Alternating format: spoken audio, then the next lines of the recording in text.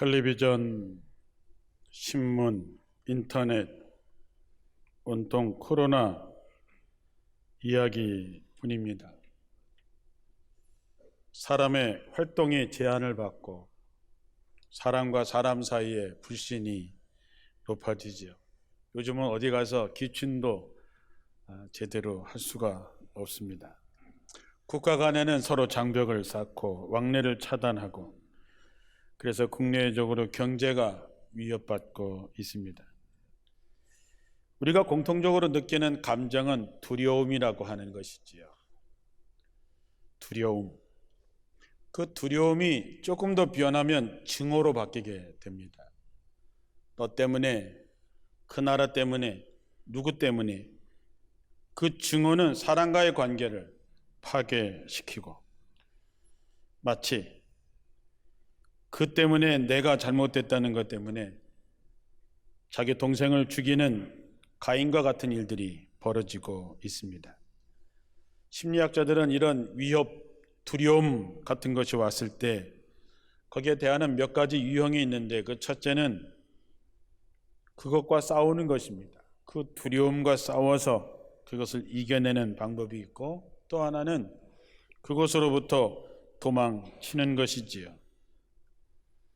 그러나 비현실적인 방법이긴 하지만 더 중요한 방법이 하나 있는데, 그것은 두려워하지 않는 것입니다. 두려워하지 않는 것.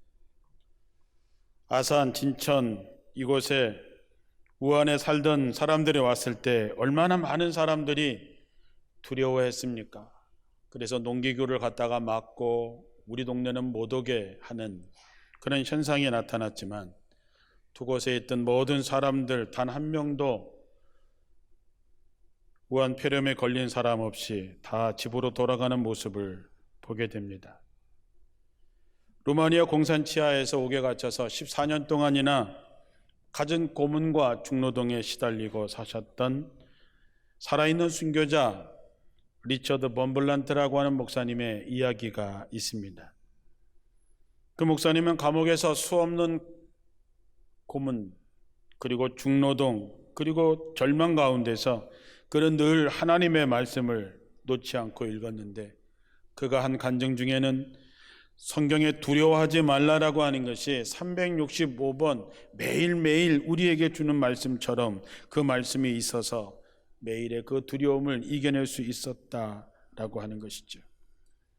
두려움이라고 하는 것은 우리의 삶에 반드시 코로나뿐만 아니라 여러 가지 경제, 여러 가지 많은 것으로 우리에게 다가와서 우리를 두렵게 만듭니다. 그러나 이사야 41장 10절에 나오는 말씀처럼 두려워하지 말라, 내가 너와 함께 하리라, 놀라지 말라, 나는 내 하나님이 됨이라.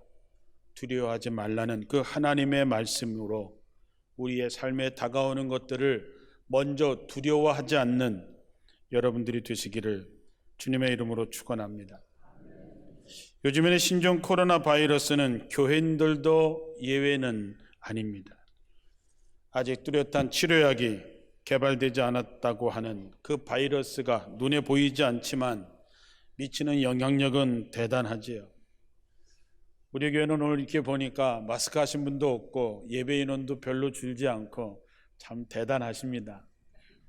서울에 있는 목사님들 만나보니까 교인도 한 500명 정도 들고, 서울은 마스크한 교인이 90%가 마스크를 하고 앉아 있어서 설교를 하면서 잘 적응이 안 돼서 들었다. 교회 학교 아이들은 아예 교회 학교를 보내지도 않고, 모든 부흥회, 모든 집회가 다 취소되고, 보이지 않는 바이러스 때문에 신앙생활도 완전히 달라지는 그런 현상을 보이고 있습니다. 이런 현상을 보면서 우리가 신종 코로나에 걸리지 않으려고 마스크도 쓰고 손발도 닦고 여러 가지로 조심하면서 문득 우리는 우리 자신에게, 우리에게 있는 영적인 바이러스, 죄의 바이러스, 사단의 바이러스에 대해서는 얼마나 민감하고 그것을 이겨내기 위해서, 걸리지 않기 위해서 얼마나 애쓰는가를 한번 생각해 봅니다. 코로나 바이러스보다 더 무서운 우리를 정말 우리의 영을 죽이는 죄의 바이러스, 마귀의 역사를 생각해 봅니다. 눈에 보이진 않지만 마귀는 우는 사자처럼 자기가 삼킬 자를 찾아서 두루 다니고 있다 그랬습니다. 수많은 사람들이 마귀에게 사로잡히고 죄에 전염되어서 정말로 무섭게 영적으로 죽어가고 있음에도 불구하고 더 심각한 것은 그것에 대해서 이제는 무감각해져 있는 상태를 보면서 정말 깨어있지 않으면, 준비되어 있지 않으면 죄에 감염되어 그 영이 죽는 그 무서운 것에 대해서 무감각해진 우리를 보면 마음이 참 안타깝습니다. 성경의 예언자들은 끊임없이 우리에게 경고하고 있습니다. 조심해라. 그 지역에 사는 그들을 조심해라. 바알을 조심해라. 아세라를 조심해라. 그것을 섬기지 말라. 세상의 돈을 따라가지 말아라. 세상의 출세를 따라가지 말아라. 그것이 너희를 살리는 것이 아니다. 끊임없이 가지 말라, 하지 말라, 하나님께로 돌아오라, 그러면 살리라 얘기했지만 이스라엘 백성 가운데서 그 말에 귀를 기울인 사람이 없었습니다. 그래서 이스라엘이 멸망을 당하게 되는 거죠. 하나님의 말씀에 귀 기울이지 않으면, 깨어있지 않으면, 준비되어 있지 않으면 우리도 마찬가지입니다. 하나님의 말씀이 몇천 년 전에 먼 나라의 이야기가 아니라 오늘을 사는 우리 앞에 펼쳐진 현실입니다. 우리가 코로나 바이러스에 눈에 보이진 않지만 감염이 되면 나타나는 증상들이 있지요. 열이 나고 기침이 나고 가래가 생기고 폐렴을 일으키는 거지요. 마귀의 역사도 마찬가지입니다. 죄의 역사도 마찬가지지요. 우리가 감염이 되면 하나님을 대적하게 되지요. 은밀한 죄와 음란과 욕심과 거짓과 분노가 내 마음속에 쌓이게 되는 것이지요. 그러나 가장 무서운 것은 그것에 대해서 이제는 무감각해지는 것입니다. 내가 죄를 지으면서 그런 것이 내 마음에 있어도 아무렇지도 않게 생각하는 것이지요. 그래서 성경은 마음이 청결한 자는 복이 있나니 저희가 하나님을 본다 그랬습니다.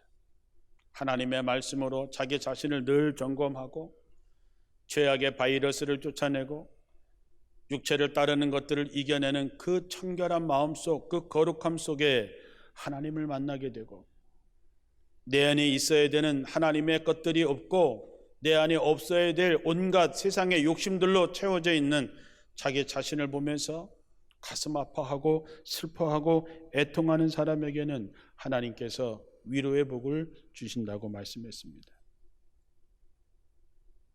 사랑하는 성도 여러분, 지금 우리 믿음의 사람들에게 있어서 가장 큰 힘은 세상의 그 어떤 것이 아니라 하나님의 은혜와 진리로 충만해지는 것이지요. 말씀을 알아가는 가운데서 깨닫게 되는 것이지요. 죄의 바이러스에 걸리지 않고 조심하며 세상에 섞이지 않는 구별된 삶을 살아가는 것입니다. 은혜라고 하는 것은 아무 조건 없이 주는 것입니다. 선물 같은 것이지요. 내가 뭔가를 해서 받는 것은 그거는 상급이라고 얘기하지. 그러나 내가 하지 않았는데도 불구하고 값없이 거저 우리에게 생명을 주셨습니다. 그걸 은혜라고 얘기하는 것이지요. 그리고 은혜 받은 사람들이 어떻게 살아야 되는지 우리에게 하나님의 말씀을 통해서 가르쳐주는 이 말씀을 우리는 진리라고 얘기합니다. 진리는 세월이 지나도 어떤 상황에서도 변하지 않는 것입니다. 세상의 어떤 것들과 타협하지 않는 거지요. 우리가 세상을 살아가는데 기준이 되는 말씀입니다. 그래서 요한복음 8장 32절에 진리를 알지니 진리가 너희를 자유케 한다 그랬습니다. 두려움은 뭔가 묶이는 것입니다. 뭔가에 사로잡혀 있는 거지요. 그래서 두려운 것이지요. 그러나 우리가 진리를 알면 진리가 우리를 자유케 한다 했습니다. 요한복음 17장 17절에 보면 저희를 진리로 거룩하게 하옵소서. 하나님의 말씀은 진리입니다. 우리가 하나님의 말씀에 깊이 들어가게 되면 우리를 거룩하게 그 말씀이 만듭니다. 이미 하나님께서는 우리가 살아갈 길, 생명의 길, 그걸 우리에게 줬는데 사람들이 그것을 깨닫지 못하는 거죠. 죄라고 하는 것은 관역에서 빗나간다는 것입니다. 하나님의 뜻에서 빗나가는 것. 여러분들이 수십 년 직분을 가지고 열심을 내고 헌신을 해도 관역에 맞추지 못하면 그것은 다 헛것입니다. 말씀은 우리를 정확하게 가르쳐 주죠. 우리가 살 길을 가르쳐 줍니다. 환하게 빛으로 와서 내가 가야 할 길을 비춰주는 거지요. 그런데 사람들은 그것을 모릅니다. 자기 생각대로, 자기 마음대로, 자기 판단대로 살아가지요. 그러면서 우리는 집사도 되고 권사도 되고 장로도 되고 목사도 됩니다. 그러나 분명한 것은 나더러 주여주여한 자가 천국에 가는 것이 아니라 아버지의 뜻대로 행한 사람만 갈 수 있는 것입니다.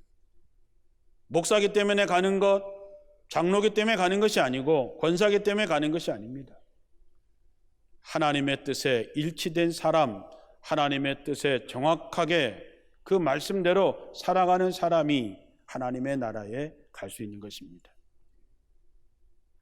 그래서 바울은 그것이 뭔지를 알았기 때문에 자기는 뒤에 있는 모든 것을 다 잊어버리고 자기가 자랑했던 세상의 모든 것을 다 배설물처럼 버리고 표대를 향해서 주의 뜻을 향해서 자기는 오늘도 매일매일 달려갈 뿐이다 라고 얘기하는 거죠. 우리가 하나님의 말씀이 내 안에 충만하면 내 안에 빛이 있지요. 어두움이 내 속에 들어올 수가 없습니다. 죄악이 내 속에 발을 디딜 수가 없게 되지요. 그리고 그런 것이 있다 하더라도 그것을 이길 수 있는 방법을 가르쳐 주십니다. 우리 인생의 마지막이 되면 사람들이 가장 두려워하는 것이 뭘까? 여러분이 인생의 마지막이 되면 이제 마지막 시간이 주어지고 인생을 돌아본다면 무엇이 가장 여러분을 두렵게 할까? 죽음이라고 하는 것이 두려워할까? 사람들이 죽음을 두려워하는 것이 아니라 인생의 마지막에 가서 잘못 살았다는 것을 후회하는 것을 가장 두려워합니다. 잘못 살았어. 제대로 살아보지 못했어 하는 거지요. 그때 그렇게 했어야 되는데, 그때 그것을 내가 선택했어야 되는데, 그때 내가 손을 내밀었어야 되는데, 그때 내가 한번 사랑한다고 얘기했어야 되는데 하지 못했던 것들이 후회가 되는 거지요. 더 슬픈 건 뭔지 아십니까? 몰라서 못한 것입니다. 하나님께서 우리에게 생명을 주시고 살 길을 가르쳐 주시고 하나님의 복을 누리는 방법을 다 가르쳐 줬는데도 불구하고 몰라서 그 기회를 놓쳐버린 것, 몰라서 그것을 놓쳐버린 것, 그 기회를 잡지 못한 것, 그것이 두려운 것이지요. 그러나 말씀은 빛이고 말씀은 생명이라 그랬습니다. 내가 빛 가운데 살면 실수할 일도 없고 기회를 놓칠 일도 없습니다. 내 인생에 뭐가 문제인 줄 알지요. 그래서 말씀은 우리에게 답을 줍니다. 생명은 답이죠. 그래서 우리는 말씀을 들어야 되고 말씀을 읽어야 되고 말씀을 배워야 됩니다. 주의 말씀은 내 발의 등이요 내 길의 빛이라 그랬습니다. 문제는 어둠이 보지 못하는 거지요. 어둠이 빛을 배척하는 거지요. 캄캄함 속에서 우리가 어디로 가야 하는지, 무엇을 해야 하는지 못 보는 거지요. 그럴 때 사단은 우리에게 거짓된 빛으로 우리를 유혹합니다. 제가 한동안은 제 아이디를 이카로스라고 하는 인터넷 아이디를 쓴 적이 있습니다. 이카로스. 이카루스는 정말로 아무도 빠져나올 수 없는 그 미궁을 벗어나기 위해서 그의 아버지 다이달로스가 그 자기 자식에게 초를 만드는 그 파라핀과 새의 날개 쪽지를 붙여서 날개를 달아줘서 탈출을 하게 합니다. 그때 아버지가 이카루스에게 얘기하지요. 얘야, 그냥 날아다니는 거는 문제가 없지만 태양 가까이 가면 안 된다. 태양 가까이 가면 넌 안 돼. 그렇게 얘기했죠. 그런데 꼭 전설은 아버지 말을 안 듣지요. 그래서 그가 태양을 향해서 날아가기 시작합니다. 어떻게 됐을까요? 초가 녹아서 날개가 녹아서 바다에 떨어져 죽게 됩니다. 돈이면 뭐든지 다 할 수 있을 것 같지요. 출세하면 모든 거 다 할 수 있을 것 같지요. 그러나 그것은 생명이 아니라고 주님께서 말씀하십니다. 우리에게서 가장 큰 참 빛은 오직 예수 그리스도밖에 없습니다. 세상의 거짓된 빛에 가지 말고 참 빛 되시고 생명 되시는 예수 앞에 나올 수 있는 그 방법이 뭐냐? 하나님의 말씀을 깨닫는 것이지. 설교만 들어가지고 되지 않습니다. 여러분 스스로 그 길을 찾아가기 위해서 정말로 하나님의 말씀이 여러분의 인생의 등이 되고 빛이 될 수 있도록 그것을 가져갈 수 있는 힘과 능력이 여러분에게 있어야 되지. 말씀은 우리에게 강력한 영적인 면역 체계를 만들어줍니다. 말씀에 능력이 있지요. 하나님께서 이 세상을 창조하실 때 뭘로 창조하셨습니까? 말씀으로 하셨습니다. 세상 사람들은 안 믿겠지요. 그러나 창세기에 말씀하고 있습니다. 하나님께서 빛이 있으라 하시니 빛이 있었습니다. 세상의 모든 걸 다 말씀으로 창조하셨습니다. 말씀에는 그만한 능력이 있는 거지요. 예수님도 40일 동안 줄이신 후에 마귀의 시험을 받을 때 말씀으로 그 시험을 이겨내셨습니다. 아주 간단하게 얘기하면 모르면 죽는 것입니다.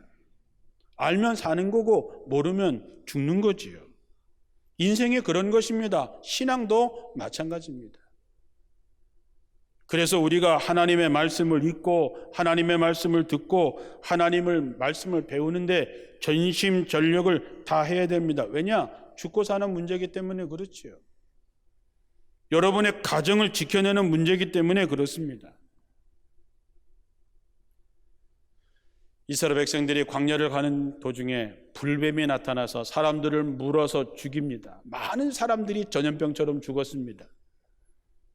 이 문제를 가지고 하나님 앞에 기도했던 모세에게 하나님께서 말씀합니다. 야, 노수로 뱀을 하나 만들어서 장대 끝에 걸어서 사람들을 그걸 보게 하면 살 거다.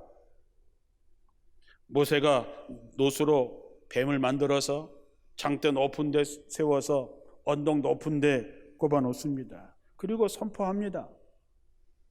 뱀에 물린 사람들아 다 와서 이 노뱀을 봐라. 그러면 살리라 했습니다. 어떻게 됐을까요? 간단한 겁니다. 본 사람은 살고 안 본 사람은 죽는 거지요. 집이 멀어서 못 본 사람도 있겠죠. 그까짓 거 본다고 뭐 살겠어? 그런 사람도 있겠죠. 내가 하나님 앞에 착한 일도 많이 했는데 뭐 이것만 가지고도 살려주지 않을까? 나는 강하니까 그까짓 거 안 봐도 이거 이겨낼 수 있겠지. 그런 사람도 있었겠지요. 결론은 본 사람은 살고 안 본 사람은 죽는 것입니다. 우리 교회에서 말씀나무 아카데미가 시작이 되고 광고가 나가고 7개 과목이 개설되고 나갈 때 여러분 들으면 살고 못 들으면 힘들어지는 것입니다. 왜?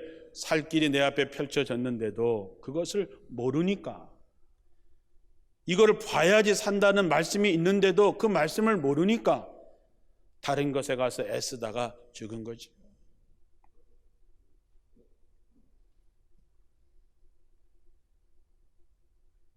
마귀가 여러분을 공격해 오면 죄악이 여러분의 마음에 들어오면 무엇으로 이겨낼 수 있을까요? 성령의 검, 하나님의 말씀밖에 없습니다. 예전에 한번 꿈을 꾸었습니다.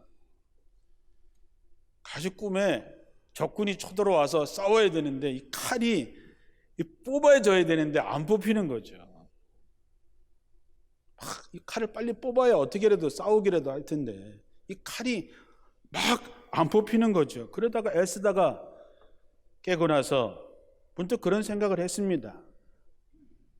하나님께서 야, 너 성령의 검 쓸 준비돼 있어?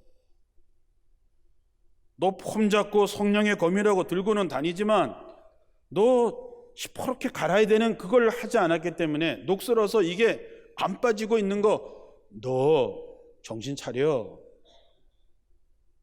그렇게 들려서 회개한 적도 많이 있습니다. 패할 수밖에 없는 상황이 아닌가 하는 것이죠. 여러분은 어떠십니까? 여러분 제대로 싸울 수 있는 준비가 되어 있습니까? 죄악이 여러분 안에 들어오면 그것을 분별해낼 수 있는 말씀이 준비가 되어 있습니까? 사단의 공격이 왔을 때 그거를 물리칠 수 있는 성령의 검이, 말씀의 검이 시퍼렇게 준비되어 있느냐 하는 것이죠.